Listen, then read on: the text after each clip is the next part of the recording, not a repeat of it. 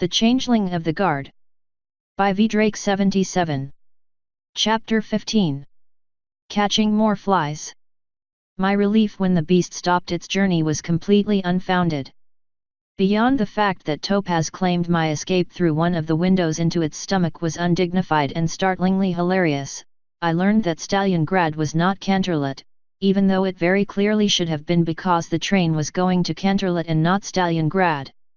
Clearly not content with having its meals march themselves right in, the metal monstrosity also could not be trusted to even travel where it was asked, most likely to give it more opportunity to digest these hapless ponies. Topaz was in the process of hauling me back, telling me that I was being ridiculous and that everything was all right, when one of the train conductors who came to assist her offered me a large white block of something to calm my nerves. I popped the entire thing into my mouth, to his wide-eyed surprise, and began chewing desperately, hoping that eating would give me some idea on how best to convince Topaz not to return to the train's clutches. My concern and panic started to melt away, surprisingly, briny fragments of the cube easing my turmoil. In fact, I was so caught up by the block's ability to ease my concern that I quite passively allowed Topaz and my new friend to escort me, and only when I heard the triumphant scream of the beast as it began to resume its travels did I realize they had betrayed me into its clutches yet again. Topaz had the audacity to suggest that I should be grateful they allowed us back onto the train without a new ticket, where I was horrified to learn that ponies paid for the privilege of risking digestion. Several more of these blocks later, and a casual invitation to Salt Lickers Anonymous by a fellow passenger, I could not even work up much more than a shamed whimper as I buried my head in the pillowy flesh of its internal seating. I woke, feeling more clear-eyed though confused, as a sleeping Topaz had her head hanging off the edge of the seat across from me, a large puddle of drool beneath her. Hesitantly, I returned her to a position less likely to dehydrate her or finally start the beast's digestive processes. I then peered out the window, gladdened that the sun was not quite so bright anymore as sun dipped below the horizon, and found myself gaping.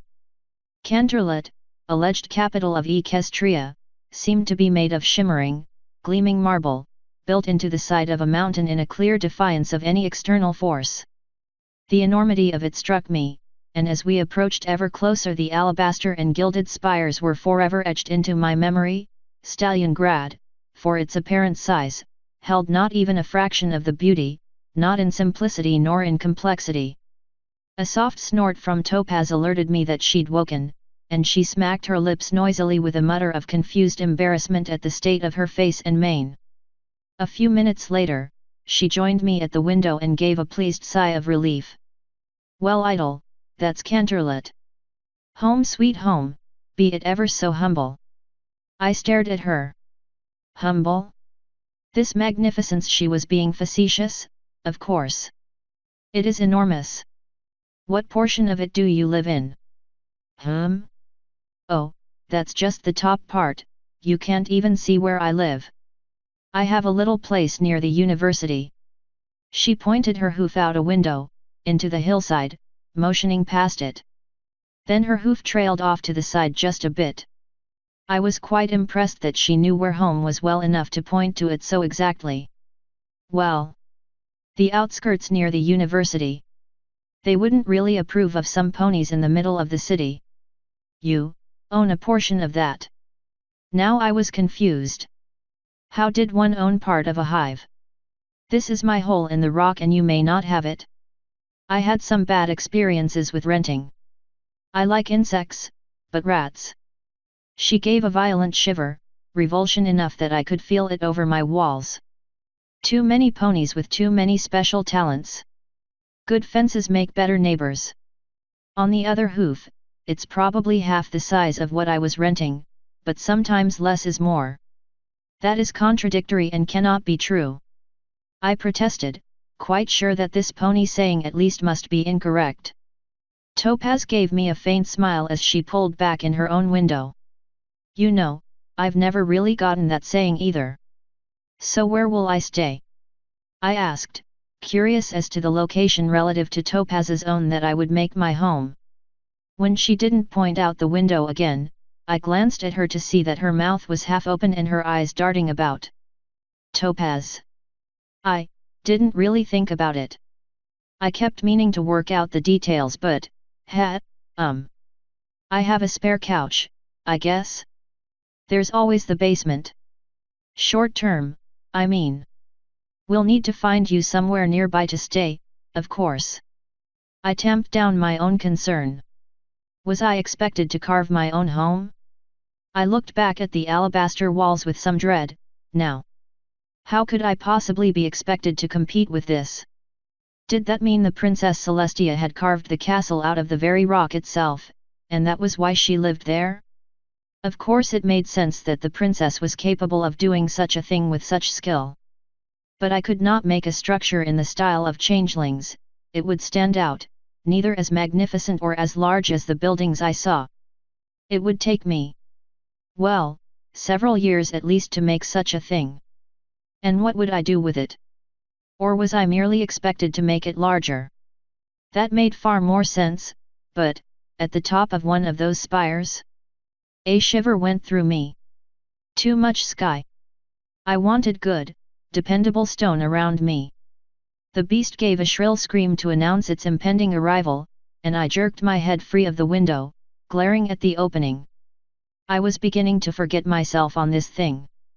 Topaz may trust it, but I was certain it had ulterior motives. Perhaps the ponies were feeding it something.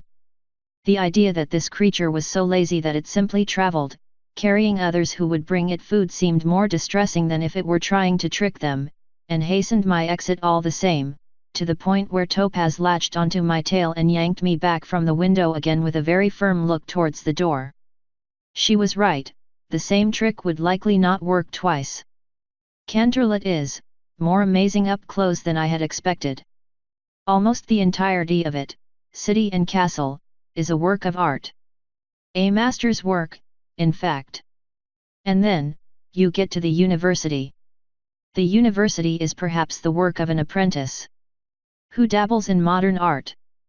This is perhaps an unfair comparison, but it seems as though much of the university has been redesigned to fit changing requirements at a rapid rate. And as such, it resembles the structural equivalent of a patchwork quilt. At the same time, it is charming in its own way. Topaz claims the whole arrangement of buildings has been adjusted overnight before, and I find myself believing her. Topaz's home was a stout rectangular building with a stubby second-story balcony just off the university grounds, right up against the wall of the city, to my great pleasure, though I was confused to note that she had no fence. As I understood it, this would mean her neighbors were awful. To further my confusion, just before we reached her door, some pony came out, a larger earth pony carrying saddlebags stuffed with jars. "Honey!" Topaz exclaimed, pleased, then rushed over to the mare in question. The mare gave a whoop, scooping Topaz into a hug. "Where have you been? Gone 3-4 weeks longer? I was thinking you just said to hay with Canterlot and decided to set up shop somewhere else." "No, wait, let me guess. You found some new insect when you realized that manticores aren't bugs." "Well, I know, and they do have a scorpion tail and their skin is chitinous up until about the torso. The rear fur is really more like tarantula hairs." "Oh, don't start, you know I don't believe a word of it. Your house is fine, I've kept an eye on it." "Pair of jokesters tried to paint the bugmare on your wall again." "I took care of it." "HD. Did you sick your bees on them?" "Wayot, no, I'd never. I might have suggested I would and tossed a few small rocks, but you know very well that my bees are delicate and very well behaved." The mare stated with a sniff, turning her back on Topaz in a show of great offense. Her cutie mark appeared to be a fruit of some sort with hexagons inside it. "Is that why you use those blue leaves in your smoker, or because of it?" "That is a trade secret, I'll have you know." The mare turned back around with a grin, then seemed to notice me. "Friend of yours?" "Oh. Honeydew, Idle hooves." "Idle, Honey?" "Idle helped me out with my research." Honey gave Topaz a look of clear skepticism. "He knows about bugs." I distracted the manticore that was chasing her. Ooh, big hero. She smirked, then looked at Topaz and blinked. He's serious, isn't he? You got chased by one? Are you going to agree now that the ones in Equestria should be relocated? No way, we are not talking politics before I even set hoof in my house after being gone for 2 months. Not right now. The mare gave me a wicked grin. I'll get her later. Hey, Itty, you hungry? Like honey? She reached back into a saddlebag as I considered. Well, yes, you seem nice. I was quite rudely interrupted as her hoof pressed into my open mouth and sweet, saccharine bliss poured over my tongue. Free samples to first-time customers and friends. My new best friend stated with some pride, pulling her hoof free of my gaping mouth. Honeydew's Blue Tropical, best honey you can get in Canterlot. Can I put you down for a case? Also have mead. She sing-songed as I worked my mouth, trying to form the words yes, of course, I never want to stop tasting this ever when I heard Topaz from her door. Honey, what did I tell you about putting your hoof in ponies' mouths? That is not a good business strategy. And I tell you nobody complains when the apples do it. Besides, Blue Honey, how else am I supposed to get people to try it? Right, big guy? You approve? I was busily trying to clean honey off of my teeth, but my tongue seemed far thicker than normal, and my thoughts were sluggish with trying to suppress the urge to giggle. Idol? You there? Is really good. See. I'll catch up with you later, Topaz. Have a fresh batch of honey coming. Trying for a red this time, something cinnamon maybe.